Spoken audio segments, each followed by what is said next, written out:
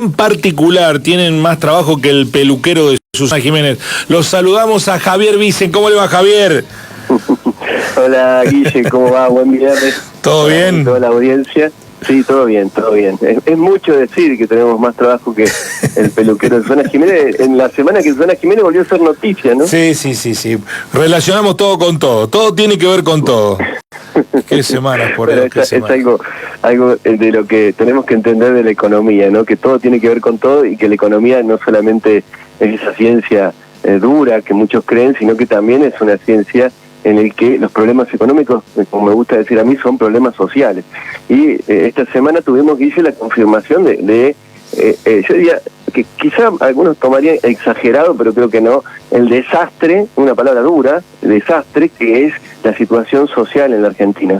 Algo que, por supuesto, no descubrimos ahora, que ya viene desde hace algunos años, pero que se agrava en estos 9 meses del gobierno libertario que supuestamente llegó para sacar de la pobreza, sacar de la situación de indigencia y de precariedad a la mayoría de los argentinos, luego de que el socialismo empobrecedor que nos gobernó durante los últimos 100 años nos trajo hasta acá. Bueno, sí, a propósito de eso, el nivel de frentes de conflicto, de escándalo, ahora instalaron que los universitarios extranjeros van a pagar arancel, algo que en Córdoba ya se cobra. Los latinoamericanos les cobran $300 por mes y a los de otros países $500 por mes. O sea que las autonomías universitarias han permitido eso. Que cada universidad maneje porque son autónomas las universidades, o sea que ya cobran. Pero cómo se instala, como tienen una oficina de instalación de agenda, para no hablar de esto, ¿no? De la terrible situación económica, hace que estemos discutiendo de lo que no tenemos que discutir. Sí, y te sumo algo más. O sea, el tema de las universidades, la discusión esta semana, la fortísima marcha en contra del veto de Milei a favor del financiamiento universitario, a favor de la universidad pública y gratuita, fue, por supuesto, embarrada la cancha con este tipo de estrategias que es muy hábil el gobierno en instalar temas.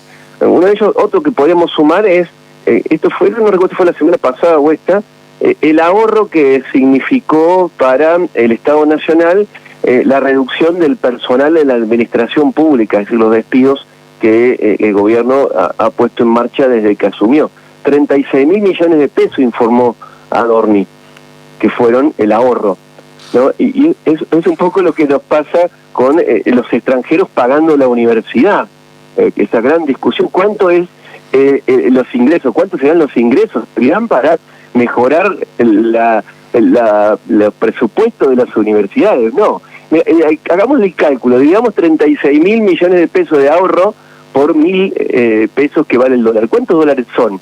Un puñado de dólares. La Argentina está en esta situación de extrema pobreza material, pero también de extrema pobreza intelectual. La semana pasada hablamos de eso, ¿no? De los razonamientos, de las defensas, de los argumentos, que no resisten el más mínimo análisis, pero sin embargo están ahí, dando vueltas, y un montón de pavotes están reproduciéndolo, disculpando la expresión.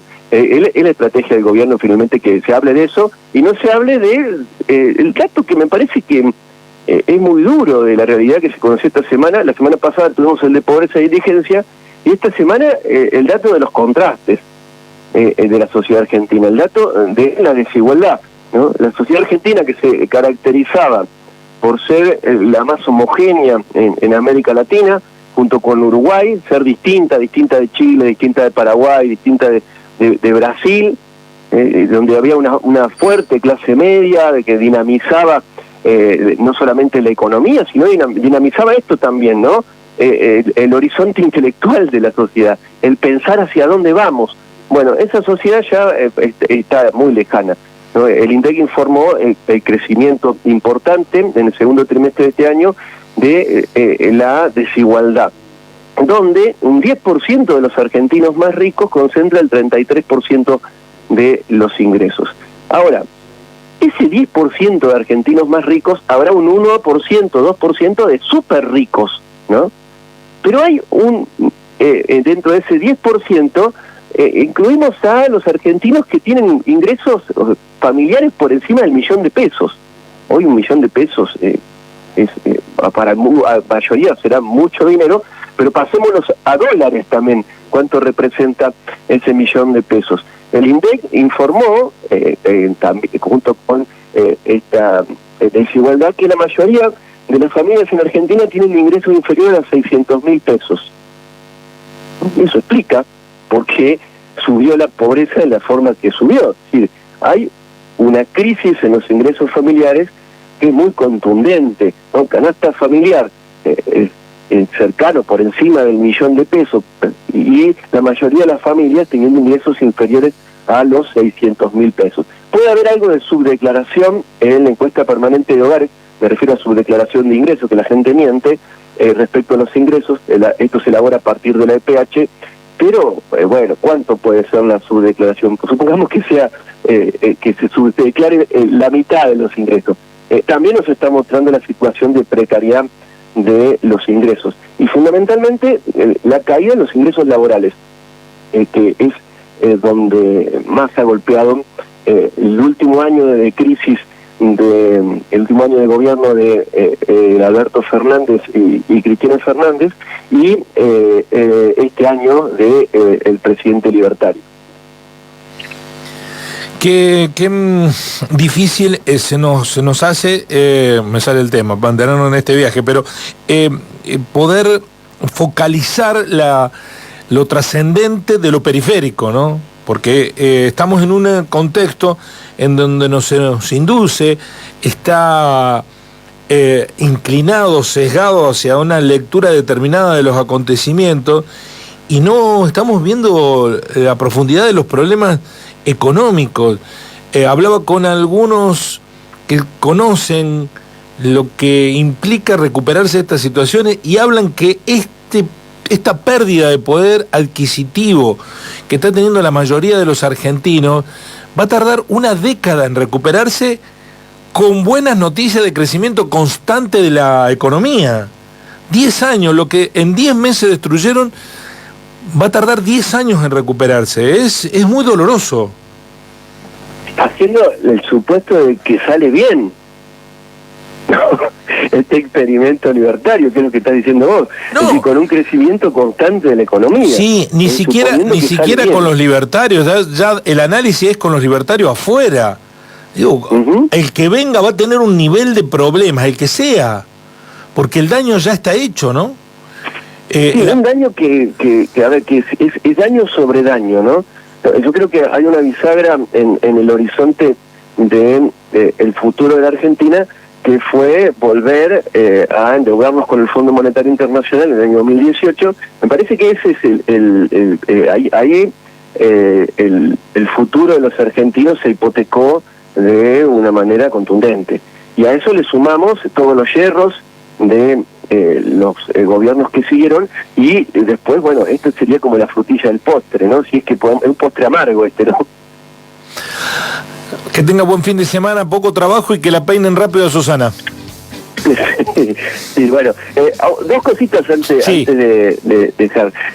Esta semana quedó en evidencia el pragmatismo de Milei, ¿no? Que es algo de lo que se habla bastante poco. Él tiene una mirada libertaria y hacia dónde va, pero esta semana descubrió las bondades de la planificación del gobierno comunista de China. Bueno, le hace falta plata en momentos en que el Fondo Monetario Internacional le niega dinero a Milei, mientras le da una palmadita en la espalda y le dice, seguí por acá, así me pagás a mí. Y después, en el discurso que dio en Parque Lezama, en el acto de lanzamiento del Partido Libertario a nivel nacional, en la Ciudad de Buenos Aires, defendió el peso. ¿Dónde quedó la propuesta, la promesa de la dolarización que Milei agitó en campaña, ¿no? Que sirvió también para las corridas y las estampidas en el mercado de cambio que tuvo en los últimos meses de gobierno Alberto Fernández? ¿Dónde quedó esa promesa? ¿Alguien está hablando de eso hoy?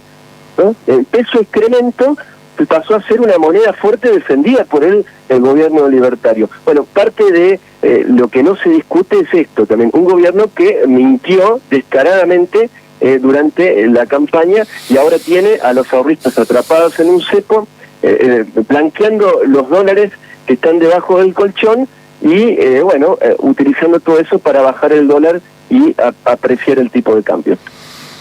Buen fin de semana, Javier, que la pase bien.